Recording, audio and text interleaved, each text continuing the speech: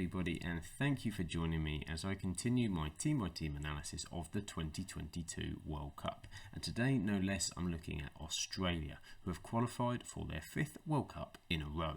And how are they shaping up for Qatar? You can catch my other team previews and analysis on the channel, and if you'd be ever so kind as to hit that like and subscribe, that would make you a World Cup legend. So let's take a look down under at Australia. Australia, of course, is a proud and competitive sporting nation, which we in England know very well.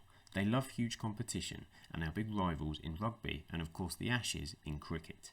But I just want to share with you a couple of interesting facts about Australia to share with you before we get into the football. The Australian Alps get more snow than the Swiss Alps. 90% of Australians actually live on the coast. Tasmania has the cleanest air in the world. The Great Barrier Reef is the largest ecosystem in the world, and Australia has over 60 separate wine regions. And I'll tell you what, Australians certainly know how to enjoy themselves. Over to the football, and 5 consecutive World Cups in a row see Australia try to recreate their best World Cup performance to date, which was in 2006, with the Socceroos reaching the round of 16. Of course, Australia reaching the round of 16 that year was remembered for that final group game against Croatia, where referee Graham Poll actually showed Josip Simonic 3 yellow cards, failing to give him a red card after the second, but then did give him one after the third. Calamitous refereeing. Fate has brought these 3 nations together again in Qatar. Graham Arnold has now been in charge of the Australian national team for a 4-year cycle, having taken over from Bert van Marwijk after the 2018 World Cup.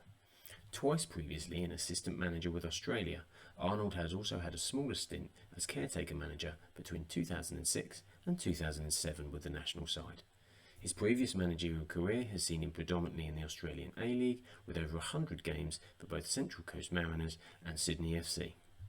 Managing the national team, his win record is an impressive 70%, and to get Australia to the World Cup, he made a bold decision in their intercontinental playoff match with Peru. With the match poised heading into a penalty shootout, he substituted goalkeeper Matthew Ryan and with Andrew Redmayne. The decision proved a good one, as Redmayne was the difference in the shootout, taking the Socceroos to the World Cup. In qualification, Australia were a step behind group high flyers in Saudi Arabia and Japan, who by virtue of finishing first and second in their Asian World Cup qualifying group booked their spots in Qatar automatically.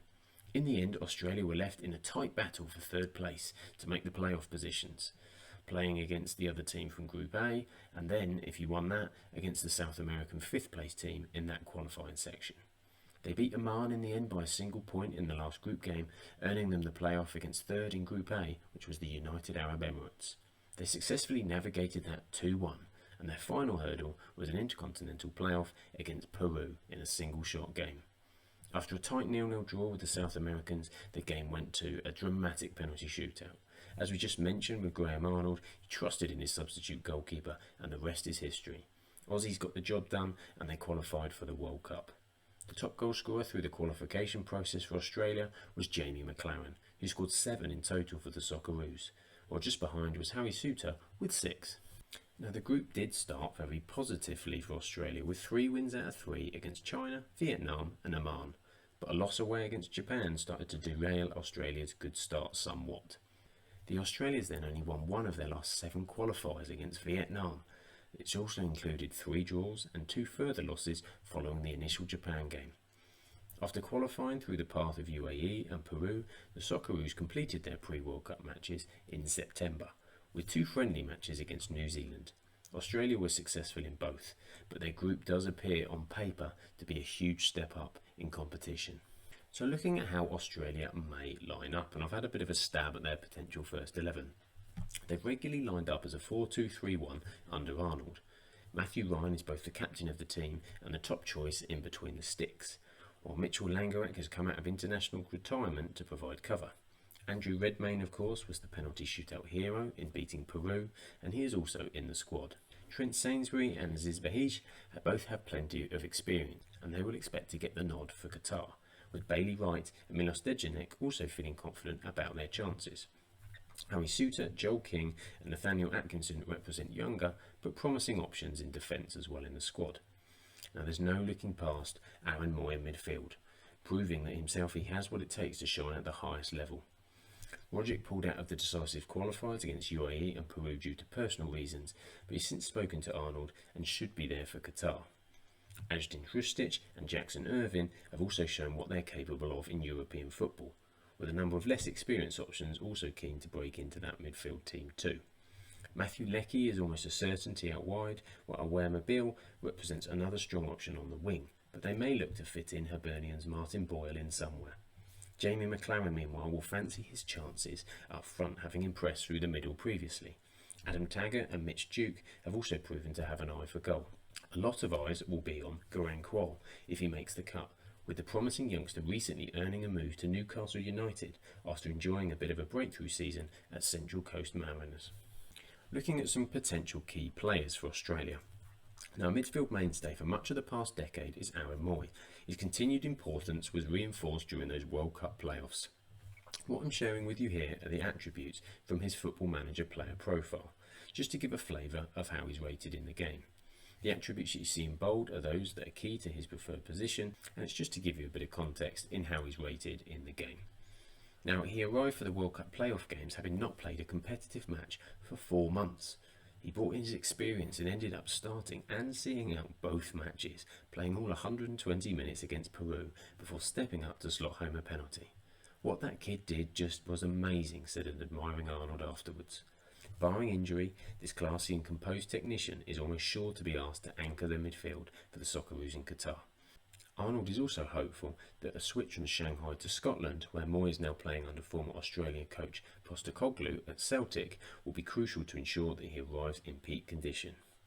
We all know that they will get the best out of Aaron, Arnold has said, with better fitness, with more match rhythm, and under Postecoglou I expect that when he walks into Qatar he'll be the leader that we need on the field, says Arnold. With the talented Tom Roderick's future still shrouded in mystery, it is expected that he will be in Qatar, but what involvement he will have is yet to be known. Hrustic is without rival as Australia's most creative midfielder. Elegant, confident on the ball, he has the ability to both score and create. He currently plays in Verona in Serie A, and he was the breakout star of the Socceroos Qatar qualifying campaign. World Cup defences should be wary of his capacity for spectacular in set-piece situations in particular, although he's rated at 15 in the game, which is still fairly good considering the other players in the Australian squad. It was demonstrated more than once during the World Cup preliminary stage. The 26-year-old is one of precious few Australia players operating in Europe's big leagues, having recently swapped Eintracht Frankfurt of Bundesliga as said to Verona in Serie A. The trajectory of his club career has matched his international fortunes, and last season he was one of the penalty-scoring heroes as Frankfurt won their first European trophy in over 4 decades, winning the Europa League against Rangers in the final. Passed over for selection by Scotland, the Aberdeen-born attacker Martin Boyle has spent the last few years showing his native country just what they're missing. Boyle, who is actually married to Scotland women's international Rachel Small, had never been to Australia before selected by the Socceroos. He told FIFA last year his selection arose by pure chance, as Arnold visited 2 of his then Hibernian teammates and was alerted to them about Boyle's Australian parentage. Once he was in the green and gold, he made an instant impression, scoring 2 goals and laying on another on his first start. Boyle has continued to impress in the time since, stretching opposition's defence with his blistering pace.